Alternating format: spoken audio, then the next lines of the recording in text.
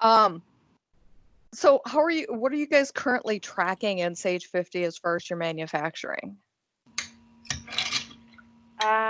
Not much, to be honest, because it's pretty limiting. Yep. Even the inventory piece is not even very helpful, so it's kind of a waste to try to track that in there even. So are you using like Excel or how are Yeah, you actually? I'll say we have a lot of Band-Aids. We use Excel as much as we can. We have a couple other minor applications that we use just to help us stay on top of things. Um, we rely on Microsoft Teams a lot. Okay. Um, so when you do the sales orders in 50? Yes, we do. Do you do quoting out of 50? Yes, we do as well. Okay. How do you guys, when you do a quote, do you guys create it when it's a distribution thing? I assume it's just price listed.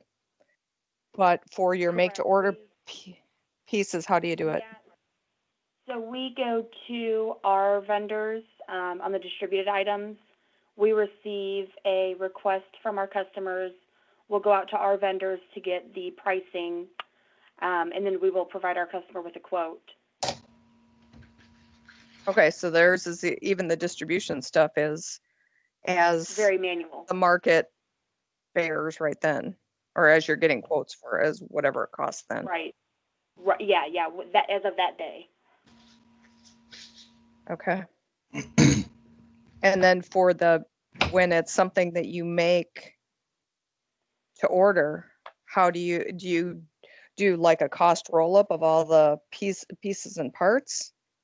I currently have my bill of materials on a few of our items, but I would say that for the pricing, it is more of a historical pricing in comparison to our actual cost of materials. So that's definitely one of the biggest pieces that we're trying to get better at is finding the true bill of materials for all of our items. And it has just been it's very, very, very manual. Right. Yeah, because one of the things that you'd be able to do within Sage 100 then is you'd be able to copy from something that's similar to what you're quoting Yeah. and then do a cost, make whatever changes. So if there's something that you needed to swap out this part for that part or whatever, you could do that and then do a cost roll up of what those costs are, as well as your labor costs for it to come up with what you want to charge for it.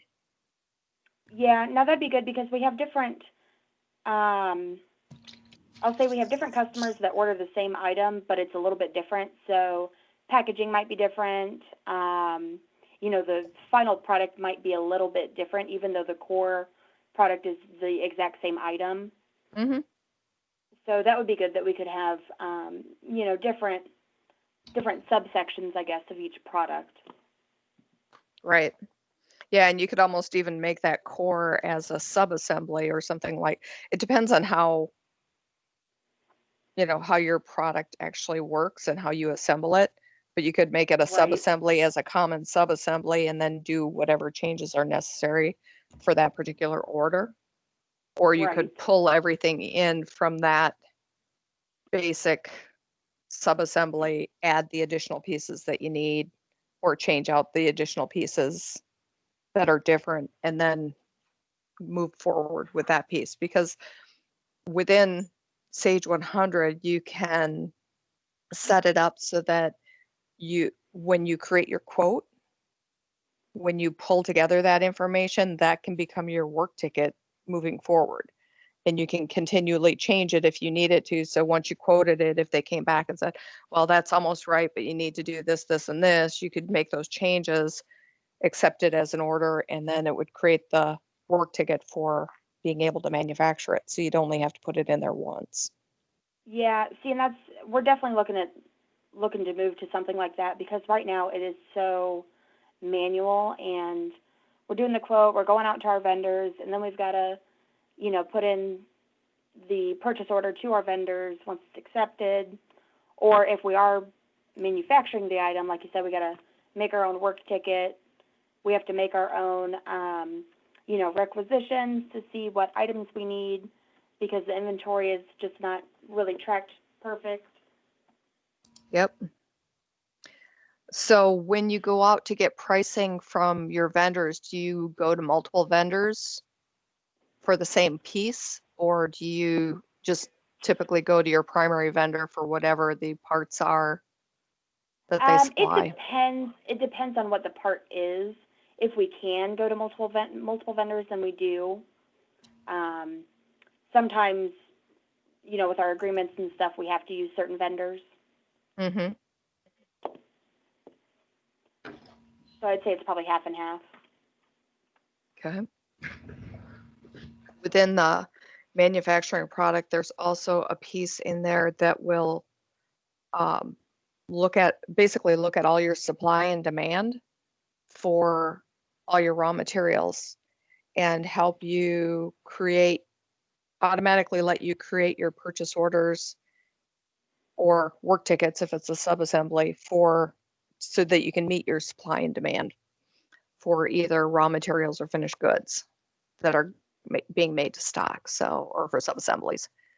Yeah, that would definitely help us, because my sales team needs to know right when they're making that sale, do we need to order stuff for it? Because that's gonna affect the lead time that they can provide to our customers. Yep. So being able to have that right off the bat, that is very, very important. Yep. So once the raw materials would be in there, they'd be able to see within it going, we don't have any of this, we do have that one, blah, blah, blah. Right. So now, is that something that, just pops up with a list? I'm just kind of visualizing here. Something that pops up with a list that says, here's what you do have, and then does my team have to look and see, oh, do we have enough of this?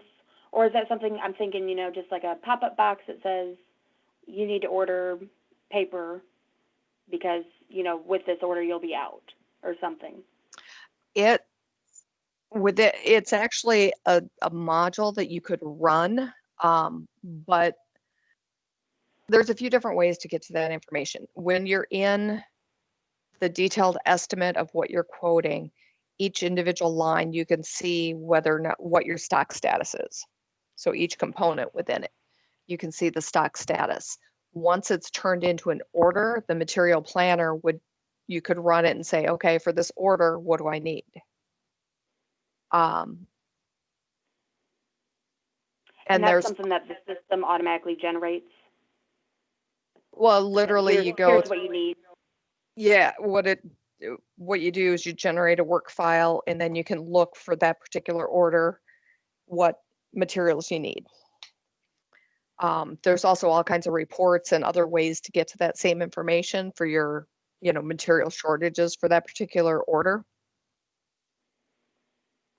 So there's a few different ways that you can get to that information to be able to do it, because there's also, and that was one of the other questions that I was going to get to, but there's also a scheduling module, and within the scheduling module, there's a capable to promise that goes into if you had it set up to do so, it would take materials as a constraint into that calculation to tell you when you can get it done if you started it tomorrow. Gotcha. Yeah, I think we'd definitely be interested in that. Okay. Again, like I said, my sales team has to be able to, when they're making a quote, they have to be able to tell my customer an accurate date of when the product will be prepared. And a lot of that is, material that we have on hand, what we have to order, and then our vendor's lead time even on the material. So kind of having the ability to have all that in one place when they're making the quote is important. Right. Now, does your production capacity play into that at all? Yes. Yeah, that would. Okay. Definitely. Okay. So it sounds like that capable to promise might be the best way to get to that information. Okay.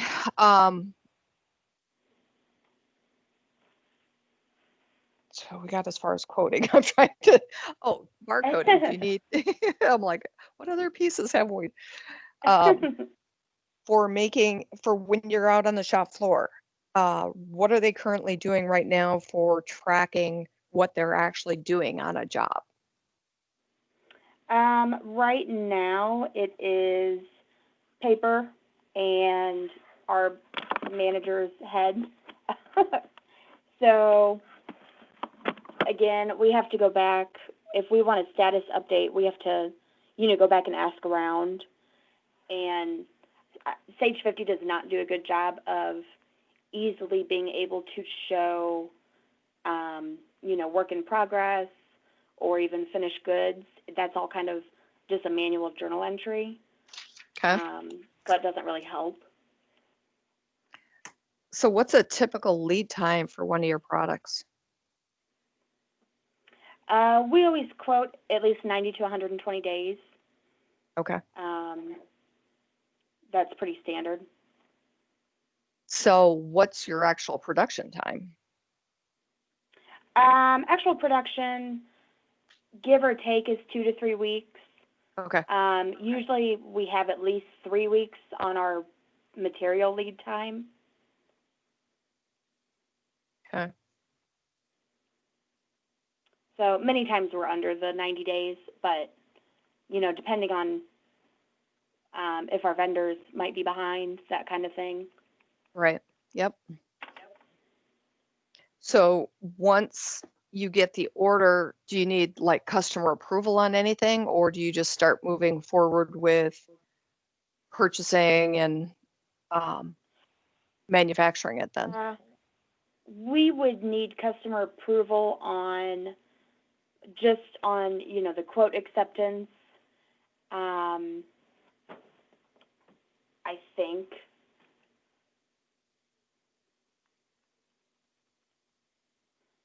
So right now within the quote, we put a note in there that says the lead time. So whenever the customer accepts that quote, they're accepting the full stipulation. Okay.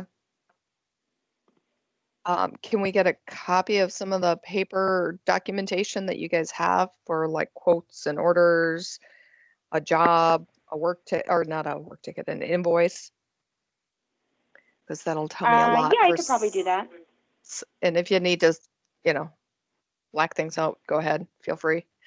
It's more just trying to get a feel for how it all flows. Yeah, so I can give you a copy of a purchase order request from our customer. So Yep. really it goes, customer gives us a purchase order request, we provide them with a quote. Once they accept the quote, we provide them with an actual sales order. And then, if it is distributed, we'll have our purchase order to our vendor.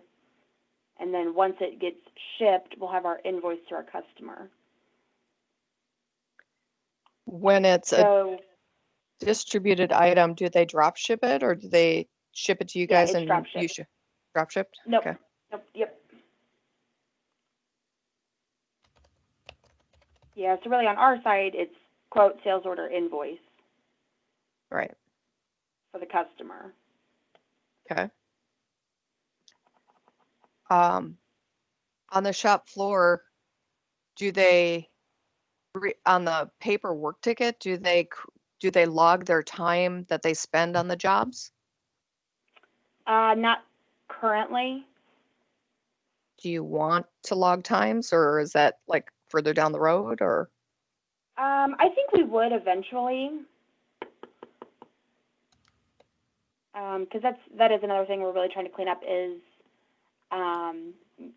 working on doing time studies for all of the different,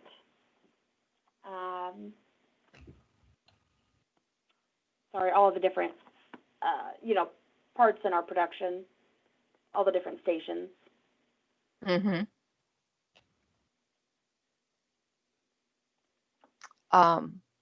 Are your items lot or serial tracked, and is the raw material lot or serial tracked?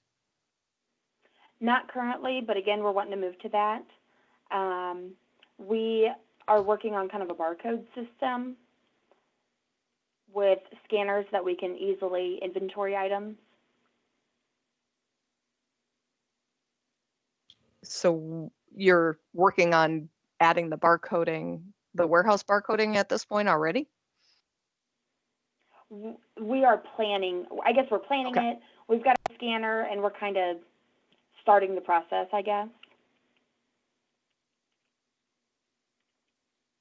Because you may want to hold off on making that decision until you see what will integrate and what doesn't, just to make sure that it's going to work with the system that you choose. Okay. Because you wouldn't want to have to do a lot of exporting and importing to get that in, the information that you're going to be collecting in and out of the ERP system. Okay. So that may be something you want to, keep on learning about, but not necessarily make a decision right away until you decide, the whole picture, Okay. because that may play into different pieces of this. Because there's really different types of scanning. I mean, there's warehouse scanning for picking materials, for shipping, receiving, that kind of stuff, transfers within the warehouse. And then there's also scanning within the job itself that you can do, where you can barcode scan in the labor and the materials to the jobs. Okay. And it'd be nice if everything kind of talked together, so that the warehouse stuff talks to the inventory as a minimum.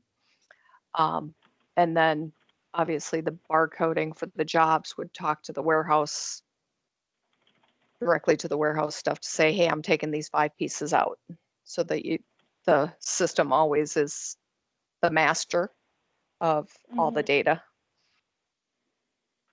So do you guys have multiple warehouses, or? Not at this time. We just have the one. Okay. Do you have any need for multiple bin locations? And what I mean by that is, do you have an item where you keep some of it here, some of it there, and some of it somewhere else?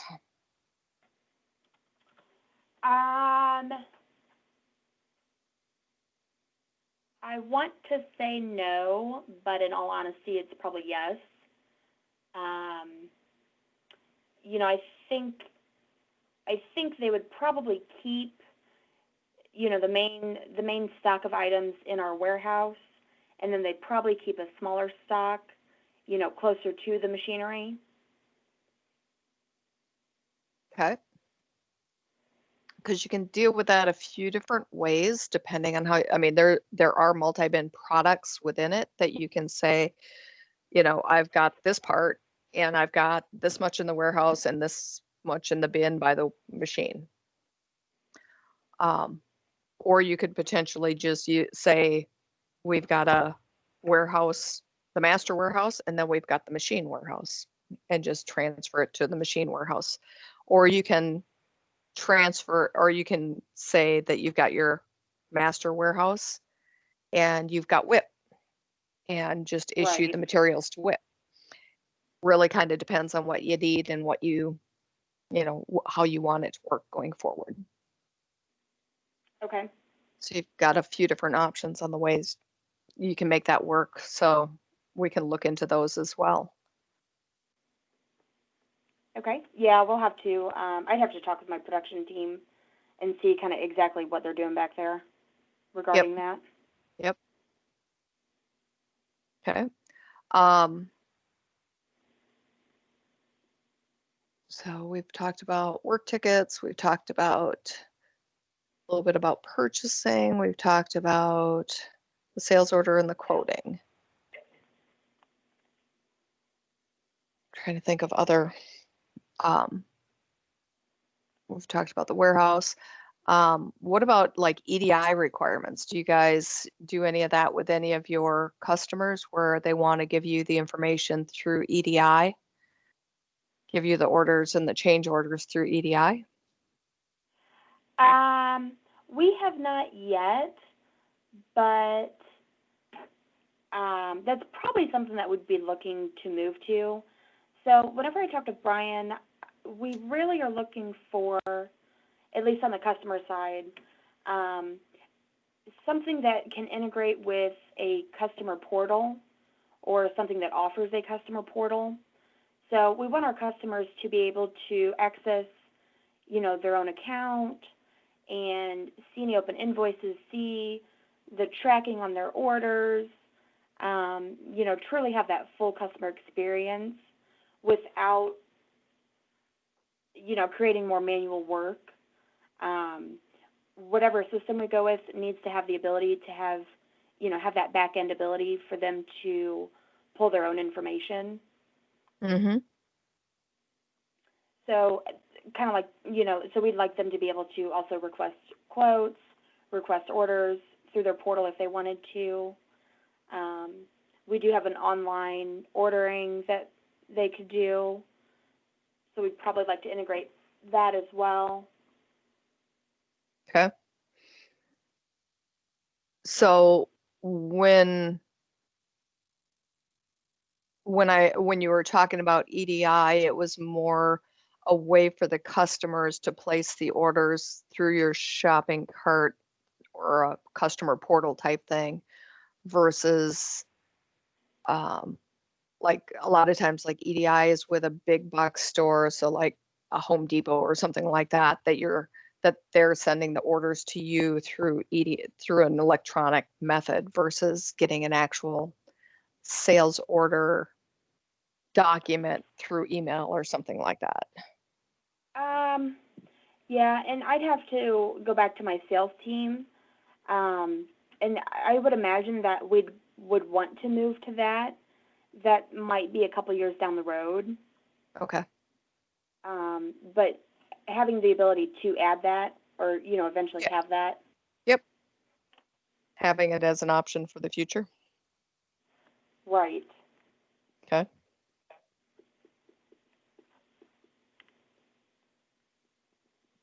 All right. Do you want to, you said collecting labor eventually. What are you guys doing for time clock type stuff? We do have a standard, I'll say old school time clock system right now. We've actually just installed a separate security system that allows us to have door entry that will also be our time clock system. Okay. So that will be kind of separate still. Okay.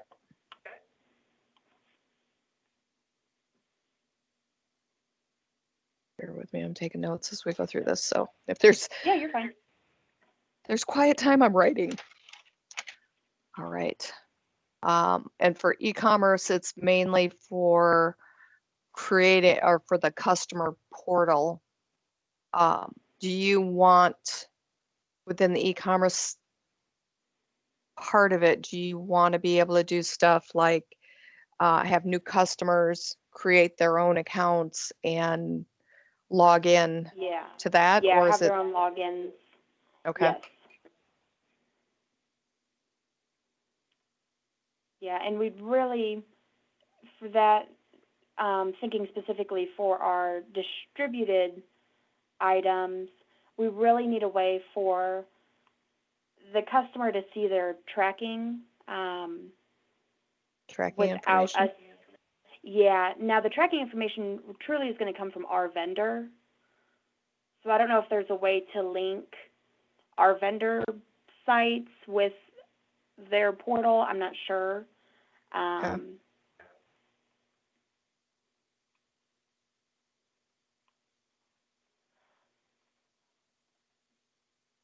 I can find out.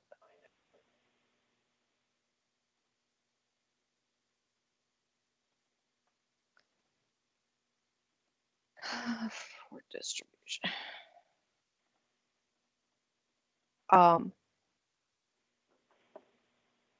So shipping, when you guys do shipping for stuff that's not a drop ship item, Mhm. what are you guys doing We typically use a shipping? third-party company. Okay. Uh, yeah, we work pretty closely with a third-party trucking company. And if it's, smaller items, we'll use UPS or FedEx.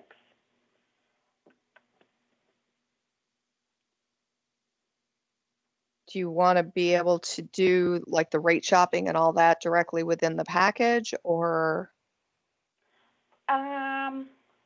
If it offered enough value to us, we might. Okay. I'd say for right now, we probably don't need it, but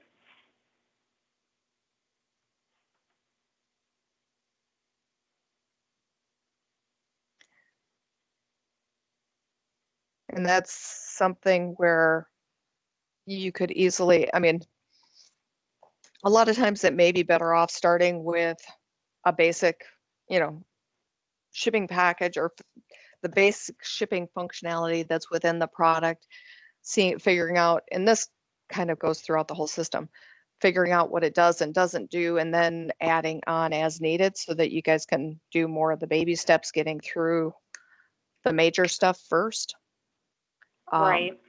And then adding in additional products that can help streamline it even further. So Yeah, I agree. It's kind of like we need to see, truly see what each module or whatever actually does to determine if that's something that we'll need or need in the future. okay. And shipping's one that some people, they're having huge heartburn in that area, so they want to deal with it right away. Other people, they can add it on later, and because Yeah, there's shipping functionality that's in the software already. It's just a matter of whether or not you need more than what's in there. yeah, I would say for that, for right now, I mean, we don't ship that much. A lot of it is, large quantity shipping rather than, large shipments. Mm-hmm. Excuse me, large quantity shipments rather than, a lot of shipments. We'd probably be more interested in receiving, kind of the receiving process. Now, are you So, interested in barcoding the receiving process, or? I'm not sure, Okay. but we really need something that we can truly track. When they receive it in the back, they should be able to, enter it in the system or whatever, and it immediately shows up Yep. for everybody to see. Yeah, there's a receipt of goods process as well as the receipt of invoice process. And if Okay. you do the receipt of goods and put an invoice into the receipt of invoice part of it, and that you can do it all in one if you wanted to. It depends on how your processes work and who's doing what. Okay. But yeah, that's all built into the system, so that wouldn't be an issue. So that's in the, I'll just say the base Yep. program? Yep. Okay. Can you give me, I guess, a quick overview of what actually is in the base system, from kind of what we've talked about so far? Give me 1 second. Easiest way is to pull up the module listings and go through the different modules that are included in it. Basically, AP, AR, GL, bank reconciliation, sales order, purchase order, inventory management.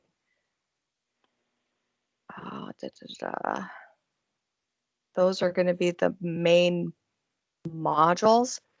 And then you can add additional stuff in there, like the manufacturing or the operations management piece of it, because obviously not everybody needs that. So that's another, that's not included in the base bundle. There's also a CRM. There's also EDI as optional ones as well. Let's see, what are the other optional ones listed here?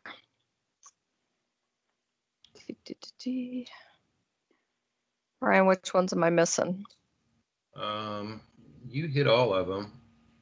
There's like Sage Intelligence, or there's reporting capabilities built in to the product. But if you need more, there's higher level reporting or report writers, I guess, that you can add on to it.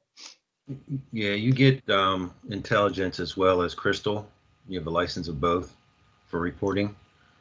But then for advanced reporting, Sage Enterprise Intelligence, which is an awesome tool. It kind of does like predictive analytics. If you want to get that sophisticated, you can do it. Purchase order, sales order, multi-band. Sage Alerts and Workflow, which is also an optional module that a lot of people like, because you can set it up to create workflows. So if you need to tell somebody, send an email saying, hey, this work ticket's ready for you to review and release to the shop floor. This order's been received, purchasing, go out and look and figure out what we need to buy. So you can create workflows and alerts to alert people to triggers in the database for what you want to tell them about. Okay. There's also an inventory advisor, which can go out and basically predict, based on your historic use, when you're going to need different parts that you've used. And obviously that doesn't work for new parts, but for your distribution side, that may work very, very well for you on being able to keep enough in stock to be able to get those out. And you can share that information then with your vendors who produce it or who ship it out for you. Right. Okay.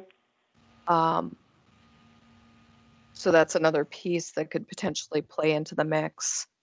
And obviously there's multiple different options for web store integration type stuff, e-commerce stuff that we can, once we get more of an idea of what you want, we can focus in on which one's going to be the best for what you guys need. Stacy, sent over Karen and Brianne information on eLink from CertaPro. Oh, good. That was, and Brianne, that was in one of the, I think the second or third email that I sent you guys. Okay.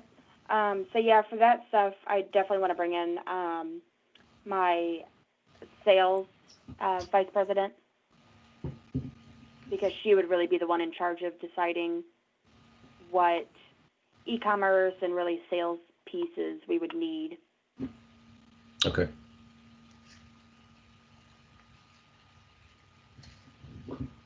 And some of this stuff could, I think I might have mentioned on the first call, could be like a phase 2 or phase 3 approach.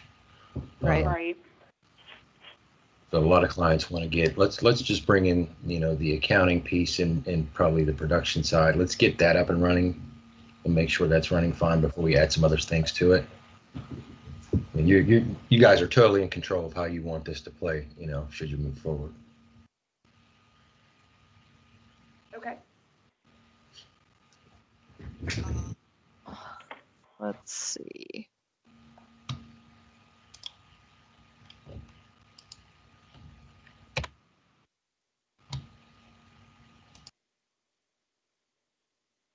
Also within the job, one of the things that we'll take a look at when we start going down the path is each step of the job, each process step, you can have different statuses associated with it. So anybody can look at that particular job and say, okay, step 1, 2, and 3 are done.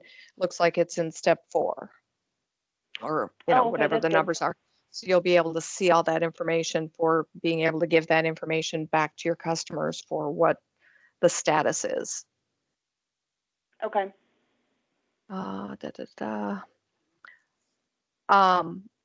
For the labor tracking, we were talking a little bit earlier about that, and you're talking about maybe doing that not right away, which is perfectly fine. But do you want in the initial, the way the jobs are set up, you can make them as detailed or as broad as you want. And you can include your materials, your labor, and any outside services in them. And within the labor piece of it, you can create like a budgeted amount of labor of what you think it's going to take, and then put in the actual labor so you can compare them. Or you can put in a standardized, what some people do is they'll start out by putting a standardized labor amount in to the job so for the costing end of things, so that you can see what your budgeted costs were compared to your actual costs. And some people just don't have any labor in there. But if you don't have any labor in there at all for a budget, then you can't really do anything for scheduling because you need labor for scheduling. Okay. So that'll be something, because you've got to have something to schedule. Mm-hmm. So you have to have some kind of budgeted amount of hours associated with a step in a job to be able to schedule that work center. Gotcha. And that's fine. Yeah, like I said, we're working on doing our time studies and whatnot to really time down the processes. Mm-hmm. The only thing I really want to make sure that, kind of whatever we're doing, whatever we set up is changeable down the road. That's Mm-hmm. probably one of the bigger frustrations that I've had with Sage 50 is a lot of the inventory items that the previous owners had set up are not changeable because of how they set them up. Right. So, for instance, they set them up as a lot of stock items, and which obviously a lot of that's not correct for the items we manufacture. So I've had to go in and essentially duplicate a lot of stuff, and it's very, very limiting to me. So I really want to make sure that we're moving into something that is a little more Flexible. forgiving. Yep. Yep.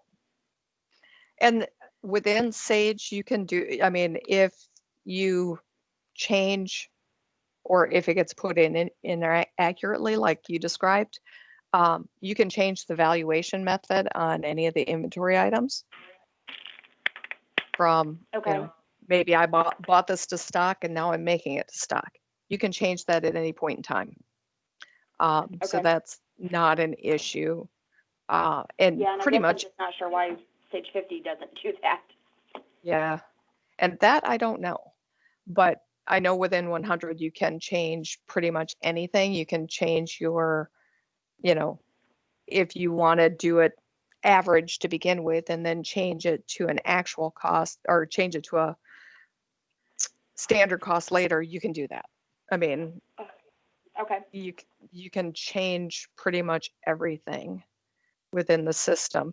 And a lot of times it has to do with how the structure more so than the actual functionality in the module, if that makes sense. Gotcha. I'm just kind of thinking of stuff off the top of my head here. I know we also we discussed kind of subsets of products. Now, I really need more flexibility on my financials. So right now, if I want to show something on my financials, I have to make that account its own kind of master account. I don't have the ability to make, sub-accounts that I can let others see or unsee. So I definitely need to be able to do that. Is that something that Sage 100 offers? Sage 100 can have multiple sub-accounts, and then you can also do segment substitution. Okay. So depending on what you need to flow where, it sounds like it will give you the flexibility that you're talking about. Okay. And then um, within the system, once you add the manufacturing in there or the operations management, you're also going to have the whole concept of WIP within there for being able to track what's in inventory versus what's in WIP. Okay. Yeah, that would be good because right now it's just, I mean, we're only really allowed to have a inventory account and not really specify. Yeah, and a lot of times it's makes if you don't have any kind of WIP functionality, a lot of times that will screw up your inventory too. Right. Yeah, because it's right now it's if I want I get my balance sheet and my stuff to look perfect as of this moment, but as we continue to work through, by the end of the day, that's going to change, and that would have to be another journal entry to make. So I would say, yeah, Sage 50 is very, very lacking in the inventory area. Yeah, and if you don't have the concept of WIP, it's really hard for any manufacturer to keep their inventory from it not being a mess, really. Right.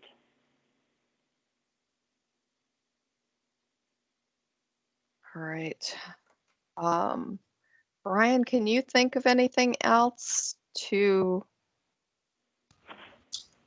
Oh, do you offer any kind of warranty on the filters? We don't specifically because we're held to certain standards with our ISO certification. And as far as I know, we've never had any customers request that. Okay. So that wouldn't really be a huge item for us. Okay. Which takes me back to one of the other questions. We were talking about lot and serial. What functionality of adding lot and serial do you guys want? I mean, are you guys trying to, I guess, what are you hoping to accomplish with adding lot and serial into your mix? We are hoping to accomplish, yes, if something were to go wrong, with one of our filters, we need the functionality to quickly be able to identify what products went into that. Okay. So you're going to serial track each filter or make them a lot if there's a batch of them? Okay. Right, exactly. Okay.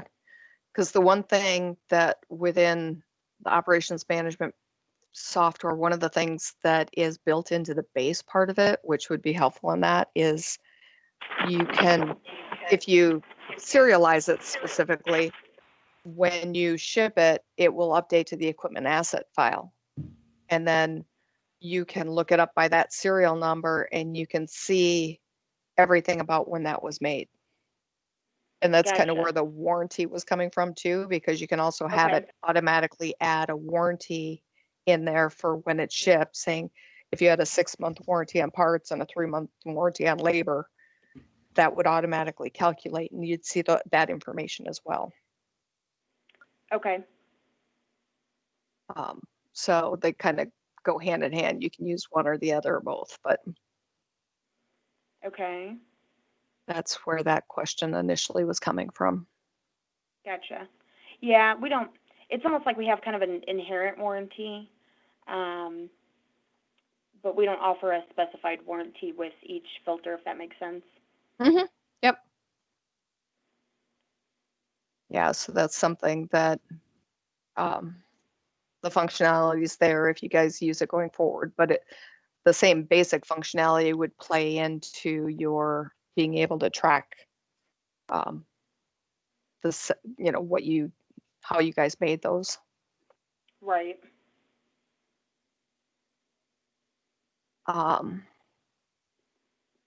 So I'm just looking at a different questionnaire. So basically, to summarize, the pains that the overall pains that you guys are trying to address with this, it'd be not being able to not having the functionality in Sage 50 to be able to do some of your stuff, correct?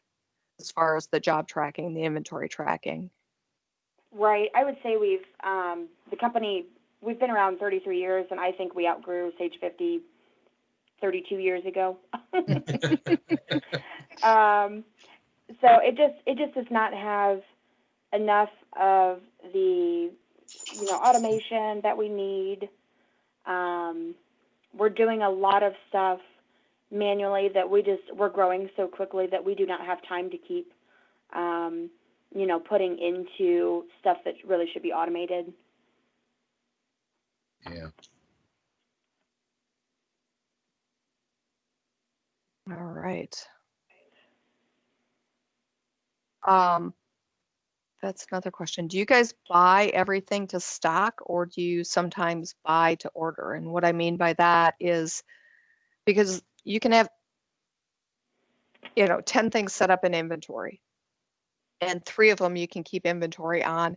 The other 7 are things that you buy, but you only buy them for the specific orders that need them, or you buy them, but you don't keep stock of them. So there's it's a half and half. Okay. There's some things that, a lot of times there's some things that we just inherently have stock of because our vendors will ship us extra. Yep. And a lot of that's because, they can only ship a minimum amount or they just have extra. Mm-hmm. And then there's some stuff that we do, specifically you have to order by our orders. Right.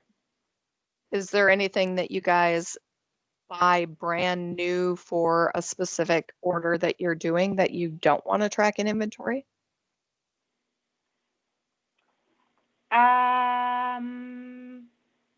Or would you typically create an inventory item for it?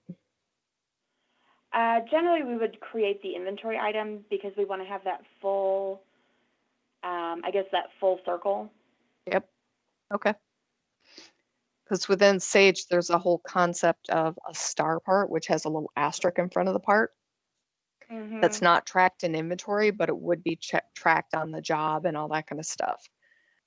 And it would be tracked on the PO. It just wouldn't be something inventory wouldn't be aware of. So it's kind of a way around inventory if it's something that's you don't want to track. And that could possibly be helpful for us. I mean, there's some items that we have in inventory that we really can't truly track. We have glue and, small parts and whatnot. Right. That, we keep in inventory, but the bill of materials doesn't even go small enough that I can truly track it. Right. So that could maybe help us. Speaking of that, decimal precision. What kind of decimal precision do you need for your parts? Probably at least to the 4th or 5th decimal. Okay.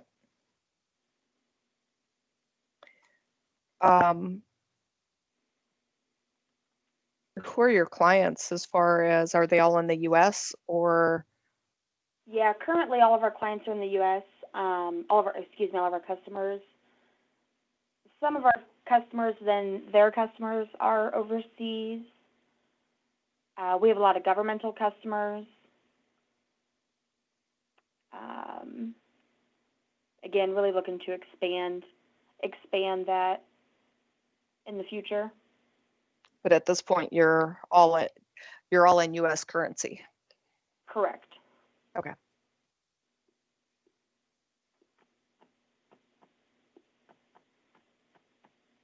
Awesome.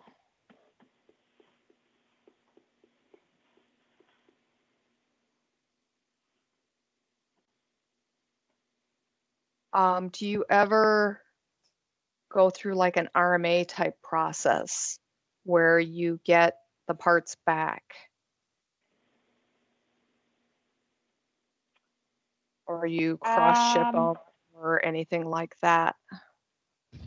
Not that I'm aware of, or at least not that, I've known that to happen. Okay.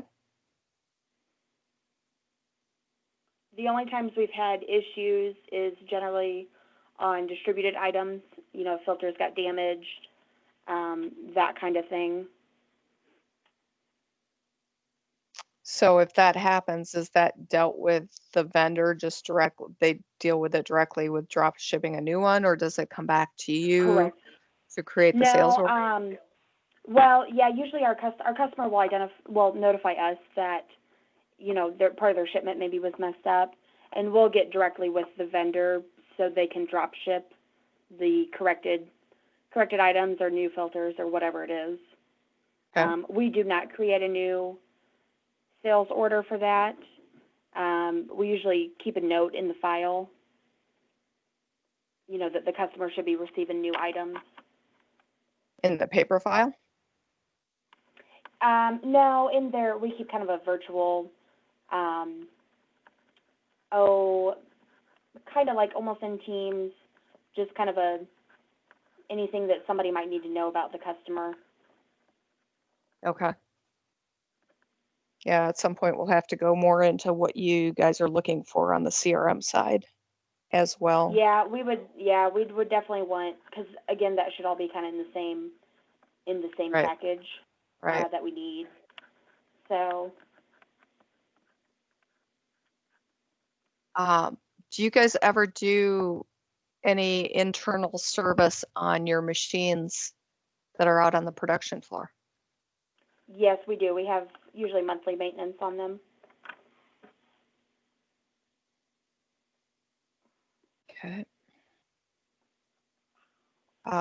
Because there's also, and again, this can be a later phase as well, but there's a service module that you can create a service agreement for yourself with those monthly maintenance, preventative maintenance tickets, and then it would automatically create a work ticket for doing the preventative maintenance on the machines. Or you can just use Gotcha. the regular product to just create those work tickets if you wanted to do it that way. Again, it depends on how you guys want it to Mhm. work, but that's another option of something that you could streamline and Gotcha. put in the system as well. Yeah, what would be really nice? I know it sounds like Sage 100 has a jillion different modules. Really being able to see what, here's the base, here's the 5 modules that are in the base, here's what they do, and then here's a list of our add-on modules and kind of what they do. I don't know if you guys have just kind of a grid of something like that, because that would really help me to be able to forward it to my production team and to my sales team, and they could really tell me what modules they think they would need on their side. Mm-hmm. And then that way we're not doing a demo of modules that maybe I thought we needed, but they don't, or, if I missed some. Yeah, I can get you that. I mean, That would be perfect.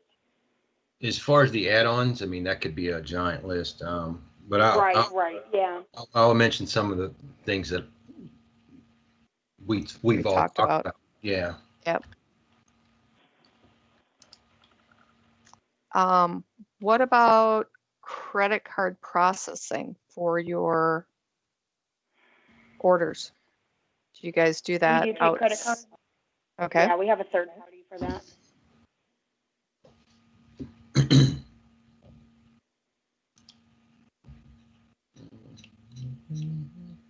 I do have to get off of here in a few minutes. Okay. But I don't know if you guys had any other questions that you had thought of.